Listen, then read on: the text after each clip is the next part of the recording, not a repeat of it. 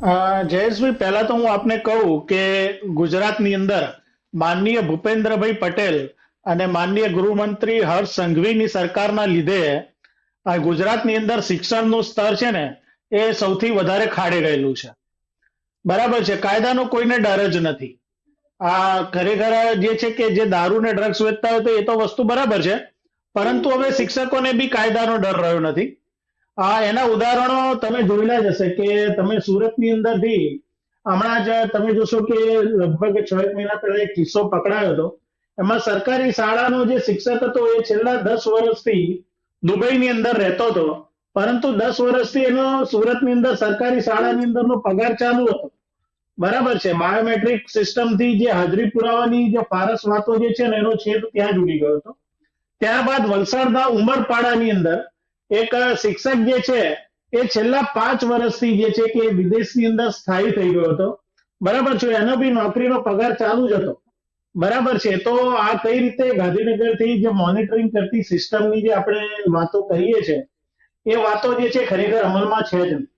બીજી એક વાત કરું કે આપણે જે રીતે વાત કરીએ છીએ કે માનનીય ગૃહમંત્રી હર્ષ સંઘવીજી જે છે કે જેમણે કાયદાનો ડર પ્રસ્થાપિત કર્યો છે અને ટાંટિયાઓ તોડ્યા છે, તો આપણે જોઈએ કે બરાબર છે કે ખ્યાતિ કૌભાંડ જે થયું, ખ્યાતિ હોસ્પિટલ કૌભાંડ, એમાં ચિરાગ રાજપૂત અને એના જે સંબંધિત અધિકારીઓનો કોઈનો વરઘોડો તો આપણે જોયો નથી. ભૂપેન્દ્ર ઝાલા જેણે બનાસકાંઠાની અંદર જે છે કે પોન્ઝી સ્કીમો કરી એનો વરઘોડો તમે કે મેં જોયો નથી જોયો. બરાબર છે, એટલે કે જેના લોકોના કમલમમાં હપ્તા પહોંચતા હોય એ લોકોના વરઘોડા ના નીકળે. અને આ જે છે શિક્ષકોના અને જે છે કે ખરેખર એ વસ્તુ તો નિંદનીય જ છે, અને આ લોકોના વરઘોડા જે છે કે નીકાળી અને પછી ખાલી જે તમે એમ કહો કે કોઈ ચમરબંધીને છોડવામાં નહીં આવે તો એ બહુ શરમજનક બાબત છે. અત્યારની જે વાત આપણે કરીએ કે તમે જે આ રીતની વાત કરી, સુરતની વાત કરી, શિક્ષકો જે છે કે અત્યારે જે રીતે ખરેખર વ્યભિચારની આ વસ્તુઓ જે છે એ ખરેખર ઘૂસી ગઈ છે. હમણાં જ હું એક વિડીયો જોતો હતો, એક તમે જોશો કે બરોડાની એક શાળાની અંદર શિક્ષિકા જે છે કે સૂઈ ગયા છે અને એની ઉપર જે છે કે વિદ્યાર્થીની ચાલી અને એમની જે છે કે બોડી મસાજ કરી રહી છે, એવા વિડીયો સામે આવ્યા હતા. હવે તમે જુઓ કે આ પરિસ્થિતિ છે કે શિક્ષક જે છે કે દારૂ પીને આવી રહ્યા છે. બરાબર છે, તેની ગામની જે છોકરીઓ છે તેમની જોડે ત્યાંની શિક્ષિકાઓ પોતાની શરીર ઉપર ચલાવીને બોડી મસાજ કરાવી રહ્યા છે. કાં તો પછી તમે જુઓ કે શિક્ષણ આપવાના બદલે બરાબર છે કે તમે જુઓ કે એમની પાસેથી કચરો વીણવાનો હોય, બરાબર છે, કે તો ગામનો ગંદવાડો સાફ કરાવવાનો હોય. આવા અનેક વિડીયો આપણે જોયા છે. આ વસ્તુ ક્યારે થાય છે કે ક્યારે શિક્ષકોને ખબર છે બરાબર છે કે ભાઈ અમને જે છે કે કાયદો કઈ કરી શકવાનો છે નહીં, કારણ કે સરકારને જે છે કે કઈ બી કામ પડે, બરાબર છે, આજે તમારે વસ્તી ગણતરીનું કામ હોય તો શિક્ષકો છે. બરાબર છે, તમે પોલિયોનું કામ હોય તો શિક્ષકો જોડેથી લેવાનું છે. બરાબર છે, સરકારના નાના મોટા કામ હોય તમારે અમારે હમણાં જે બધી એસઆઈઆરની જે ગઈ આખી પ્રક્રિયા ગઈ એમાં તમે શિક્ષકોને લીધેલા છે. એટલે તમારે ગમે ત્યારે ભીડ એકઠી કરવી હોય એટલે તમારે શિક્ષકોનો સહારો લેવો પડે છે. અને ગાંધીનગરની અંદર બસો ભરી ભરી અને શિક્ષકોની જે છે કે હાજરી તમારે પુરાવી પડે છે. એટલે એમને ખબર છે શિક્ષકોને કે અમારી સામે કોઈ શિક્ષાત્મક કાર્યવાહી આ થવાની નથી, અને થશે તો બી જે છે કે અમારો વાળ વાંકો થવાનો નથી. અને અમે તમે જોશો કે અમે એક આંકડા મુજબ સરકારની અંદર 33 થી 36,000 પ્રાથમિક શાળાઓમાંથી 6,000 શાળાઓ તો આ લોકોએ બંધ કરી દીધી છે અને બાકીની ક્લબ કરી દીધી છે.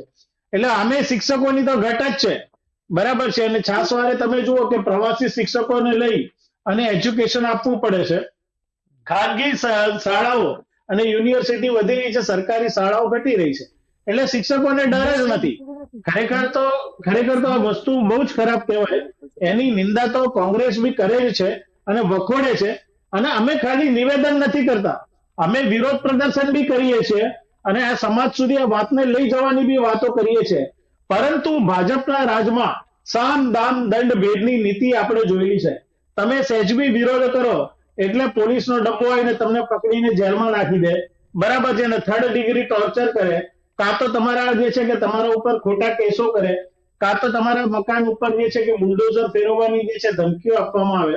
આવી ધમકીઓ આપી અને ભાજપના કાર્યકર્તાઓ અને નેતાઓ દ્વારા વિપક્ષને જે છે ને બેસાડી દેવાની જે કામગીરી અત્યારે જે કરવામાં આવી રહી છે અને અવાજ દબાવવાની વાત કરી રહી છે. તમે જે રીતે વાત કીધું ને કે કોંગ્રેસ ખાલી નિવેદનો જ કરે છે, તો એનો અમે જવાબ આપ્યો. બરાબર છે, અમે ખાલી નિવેદન નથી કરતા, તેને એક્શનમાં બી લાવીએ છીએ. બરાબર છે, પરંતુ દર વખતે જબ ભાજપ ડરતી હે पुलिस को आगे करती है, આ એક સૂત્ર જે છે. એટલે પોલીસને આગળ કરી દેશે કે તમને જે છે કે અમે તમે જે છે કે પરમિશન નથી આપી, આ નથી આપી. એટલા માટે શિક્ષકો જે છે કે આજે બેફામ બન્યા છે. શિક્ષકો આજે દારૂ પીને આવી રહ્યા છે, શિક્ષકો આજે ડ્રગ્સ લઈ રહ્યા છે, શિક્ષકો જે છે કે વિદ્યાર્થીનીઓની છેડતી કરી રહ્યા છે, શિક્ષકો જે છે કે એ શિક્ષણ ખાનગી પોતાની ટ્યુશન શાળાઓ ધંધોકાર ચલાવી રહ્યા છે અને પોતે ક્લાસરૂમની અંદર શિક્ષણ જે છે ઓછું આપી રહેલા છે. બરાબર છે, આ બધી જ વાતો જે છે એ આખી એ તમારા આખો જે સમાજ જે છે ને એ શિક્ષણથી આગળ આવે છે. તમારું શિક્ષણ જે સુધરેલું હોય ને, અને હું તમને કહું કે આરટીઈ ની વાત કરું તો રાઇટ ટુ એજ્યુકેશન ની જે સ્થાપના છે ને, એને સંસદમાં પાસ કરાવીને કોંગ્રેસમાં 2008માં તત્કાલીન અમારા જે વડા હતા સોનિયા ગાંધીજી, એમણે રાઇટ ટુ એજ્યુકેશન પાસ કરાવી.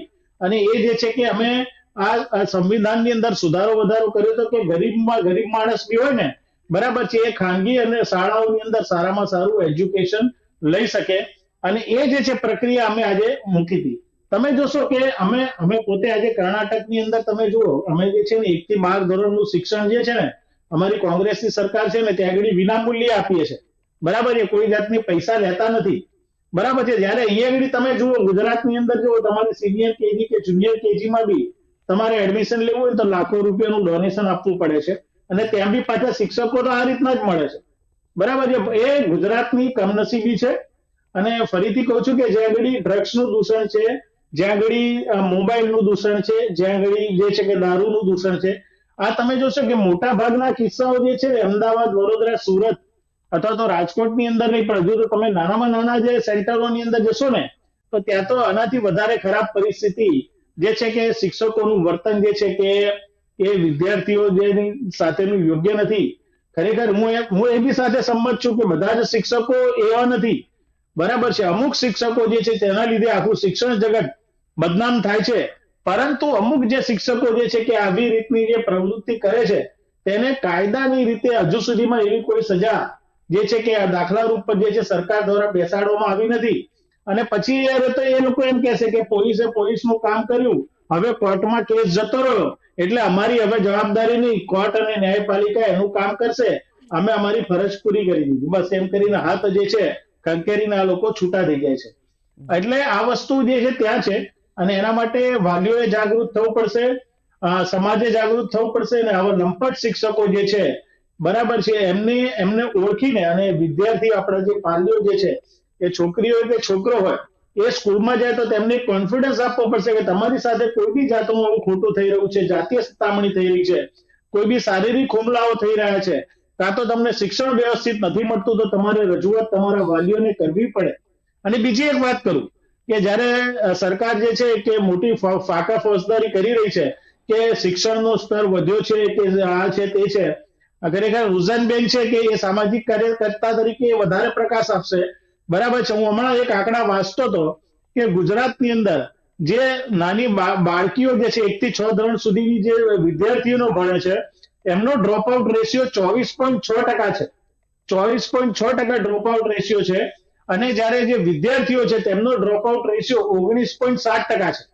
બરાબર છે, એટલે આટલો મોટો ડ્રોપ આઉટ રેશિયો જ્યારે સરકારી શાળાઓને અંદર જે છે કે હોય, અને ત્યારે આપણે જે રીતે વાત કરીએ કે ભાઈ અમે જે છે કે શિષ્યવૃત્તિ આપીએ છીએ કે પછી મોટા મોટા કેમ્પેનો જે રીતે આપણે કરીએ છીએ સરકારી શાળાઓની પ્રવોત્સવની અંદર, બરાબર છે, ત્યારે આ વસ્તુ જ્યારે પરિસ્થિતિ સાચે સામે આવે છે તે ખૂબ જ દુઃખદ બાબત છે. જી જયેશભાઈ.